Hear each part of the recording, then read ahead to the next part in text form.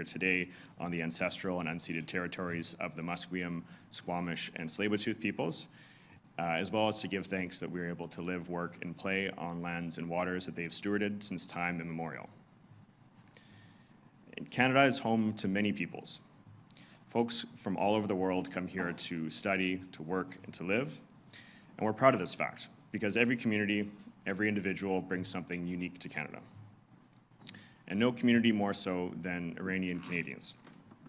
I'm immensely proud to represent a large community of Iranian Canadians in my riding, and I know my colleagues that are here beside me today, the Honourable Jonathan Wilkinson from North Vancouver, Terry Beach, the Member of Parliament from North Burnaby Seymour, and Ron McKinnon from Coquitlam, Port Coquitlam, have so as well. Iranians celebrate and honor a rich cultural heritage and a connection to the values of freedom and democracy. But the past few years have been difficult. And the Iranian Canadian community has shown immense strength and resilience in the face of adversity. From coming together following the loss of Flight PS 752, which cost Canada so many talented and cherished friends, neighbors, and loved ones, to the incredible show of solidarity throughout Canada and around the world protesting the Islamic Republic of Iran's heinous crimes and systemic violations of human rights. So I think I speak for all of us when I say this community has inspired us all. And today's announcement is about moving forward to support the community and to ensure that even in the face of oppression and injustice shown by the Iranian regime, Canada will always be a safe place to call home. So with that, I'd like to invite my friend, colleague, and Canada's Minister of Natural Resources, the Honourable Jonathan Wilkinson, to speak. Thank you.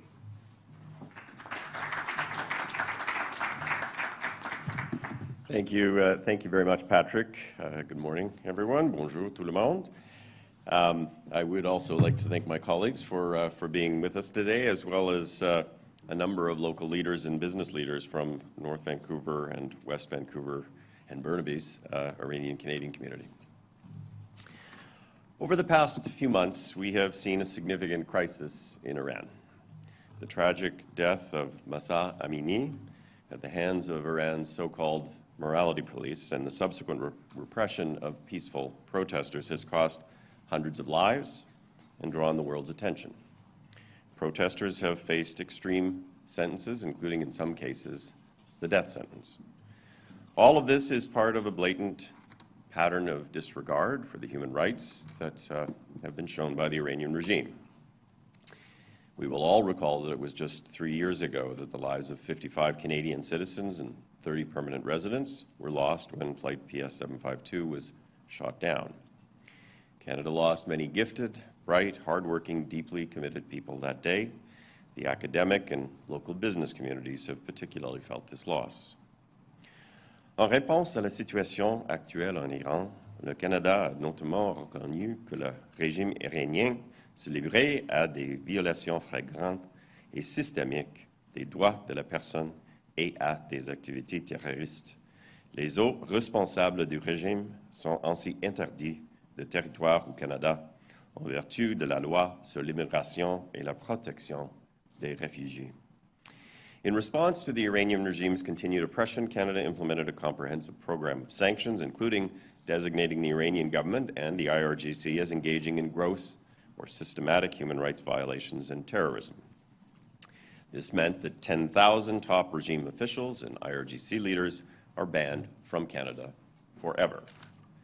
We have also provided substantial resources to the RCMP to identify, freeze, and seize the ill-gotten gains of corrupt regime officials, and to assist those who remain in custody in Iran for the simple act of standing up for their human rights and freedoms.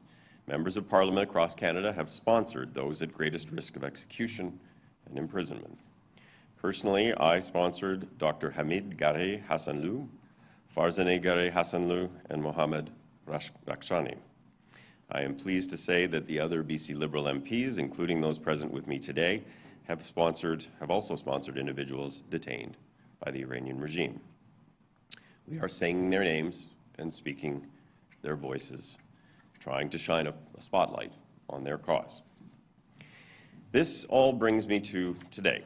This morning I held a roundtable. Terry and I held a roundtable with folks from North Vancouver's Iranian Canadian community, business owners, community leaders.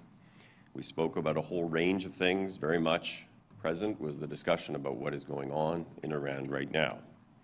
And one thing is clear, considering the gross and systemic human rights violations ongoing in Iran, some Iranians who are temporarily in Canada are rightly concerned about returning home at this time.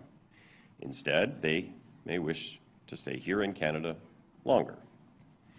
On behalf of Minister Fraser, the Minister of Immigration, I am pleased to announce that as of March 1st, we are introducing special temporary measures for Iranians already in Canada who are visiting, studying, working, or spending time here with family. This includes waiving certain fees and simplifying the process for Iranians who wish to extend their temporary stay in Canada and for those who wish to switch between temporary status streams and creating an open work permit pathway to make it easier for Iranians to support themselves while they are here. This policy will enable Iranians here temporarily to take advantage of various opportunities without the need to leave Canada and apply for a new permit from outside the country. Under these new measures, eligible applications will also be processed on a priority basis. We are also waiving fees for passports, permanent resident travel documents, and citizenship certificates for Canadian citizens and Canadian permanent residents in Iran who wish to leave and come back to Canada. We are committed to making it easier for Iranians in Canada to extend their temporary status in Canada and for Canadian citizens and permanent residents to come home, and by prioritizing these cases to ensure that they are processed urgently so that individuals can have peace of mind. Le Canada est déterminé à assurer la sécurité de la population iranienne au pays et à maintenir les familles iraniennes ensemble. Maybe you just wanted to visit our country. Maybe you've traveled to see family who have immigrated here. Maybe you've come here to study or to work. No matter why you are here during this time of great uncertainty for the Iranian people, Canada remains committed to supporting the Iranian Canadian community. With these new measures, we hope to ease the hardship they're currently facing by making it easier for them to stay longer in a place where it is safe to live and to work, and perhaps one day to call home. Merci beaucoup. Thank you very much for joining us today, and we would now be quite happy to answer any questions people may have.